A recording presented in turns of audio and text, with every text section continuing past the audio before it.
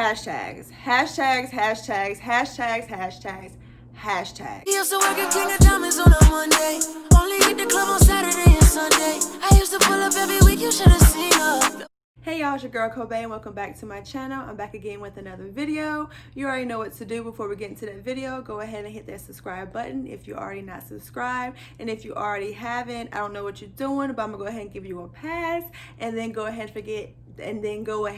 and don't forget to hit that notification bell so that you are notified whenever I post a video. Before we get into the video, I want to go ahead and give a cameo shot to my lips because they is shining, they is glossy, and that is thanks to my beautiful gloss Chanel. This is a part of my new collection that I recently just launched. It is a beautiful new gloss.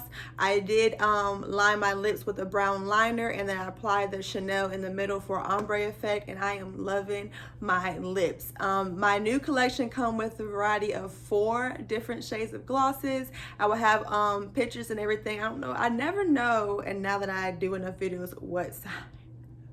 what side the pictures come up on, but I would definitely have photos to show my new collection. I'm so proud of this collection. I actually love each and every single one of these shades. I have learned a lot by watching YouTube videos. And also, I did take a course with the beautiful Yanni Rose. If you do not know her, she is the bomb. I love her. She has her own channel, Yanni Rose, and that's all of her social media handles.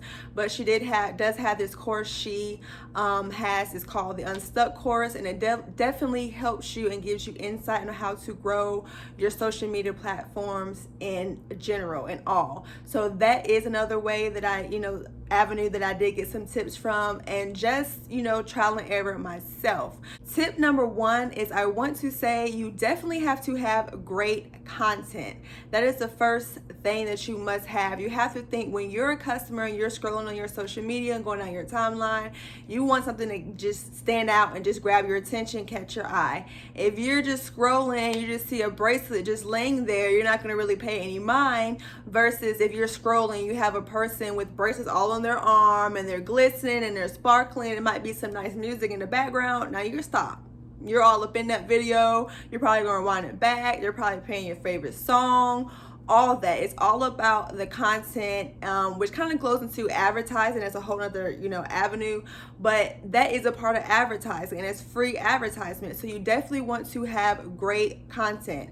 I know when I first started, I always took pride in my quality of my photos, the lighting and things of that nature, but I was that person. I had like a bracelet, boom, it's there, it's on a clean background, clean surrounding areas, whatever may have you, and I took the picture, boom. No one's gonna pay it no mind, especially now that there's so many more entrepreneurs, there's so many businesses, and truth be told, you're all selling the same thing, but with your brand and your twist to it, you definitely want to stand out. So I've learned through the way, as I've grown, along the way, I would be that one, okay, I'm gonna have my arm stacked up with my bracelets, and you're gonna see it glistening, you're gonna see it shining. And I did see, more sales come for that, and more, interest in my items. Tip number 2 is what I personally struggle with myself, is a purpose to post. You definitely want a purpose to post. When I post now, I'm not going to just show you my product. I'm going to give a reason. I have a reason why I'm posting that. Okay, today I might post, free shipping because I'm having free shipping today. Instead of just posting just random anything, I have a purpose to post. If I might want to have a sale, instead of just having a post of just my lip gloss, I can then convert that photo into a sale photo, or I can still post that photo and then use the caption as for a sale. Or my body butter, say it gets wintertime or it's a very cold day, or whatever that you're targeting the audience, nurses or gardeners, whoever need butters to smoothen their hands and moisturize their hands. You're gonna have a purpose to post. You're gonna have, hey, for hard cracked skin, whatever may have you, have a purpose to post. You don't want to just post, hey, I have this product, and just throw it out there, and you're just wasting a great photo. So another thing I have learned too is use some stories. I've honestly been using my stories the last good month. And that's the honest to God truth. But I will say, if you post in your stories, you will help bring in that crowd. You will help bring in that traffic. There's people who are not following me who interact with my stories. Definitely you want to take advantage of all those interactive tools. Have polls in your stories. Share other people's posts to your stories. Ask people questions in your stories. Definitely if you're a business owner, ask them, what new shade of gloss you're looking for, what new scent of body butter you're looking for, what new scent, because my glosses come flavored. This collection is coconut. My new collection, what scent, and then what flavor, not what scent and what shade I meant do you want in my new collection. You definitely, don't want to just post, because you still want to go back to number 2, a purpose to post. So in your story, you definitely want to have a purpose for it, but use those interactive tools. You'd be surprised who you pull into your stories. Number 4 is what we always hear: hashtags.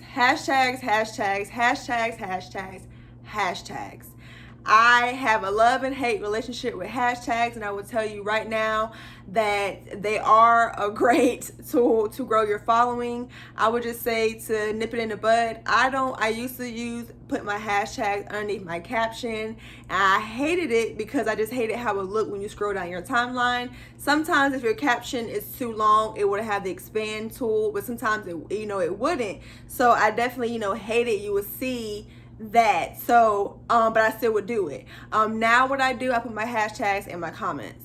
Yes, if you click on a comment, you can see that, but it's a lot more hidden per se versus just having it on your timeline. So hashtags are great, and I will say don't always use the same hashtag. I do see people who use hashtags and you can just tell they just copy and paste the same ones. I have like 3, maybe 4 different types of hashtags for different types of groups.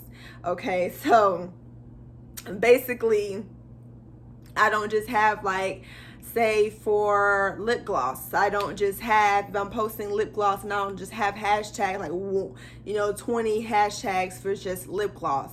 I have 3 to 4 different groups for my lip gloss hashtags. I have 3 to 4 different groups if I have ambassadors. I have 3 to 4 different groups for my body line. You definitely want to switch up your hashtags. You might think, oh, if I'm using the same ones, I'm going to always be seen, but no, not really. That doesn't really work all the time. And you definitely want to just spread out how you're seen. You'd be surprised at how many different hashtags out there. If you really play with the words, take a letter out, put this word before that word. It's so many different ways you can take one hashtag and break it down and be seen in so many different hashtags. Like Black owned businesses, you could do support Black owned businesses, support Black owned business, Black owned.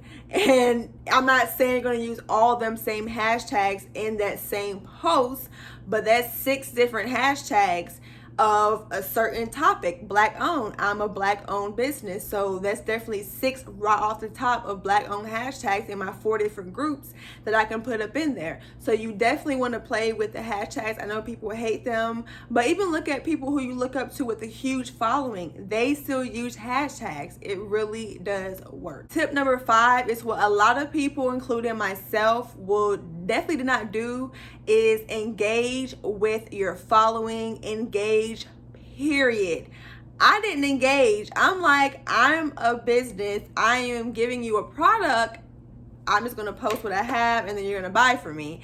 And I'm a very sweet person. I'm not rude, but I didn't know. You don't know. And that's why I love people like me who make these videos to get you, to teach you things that I didn't know.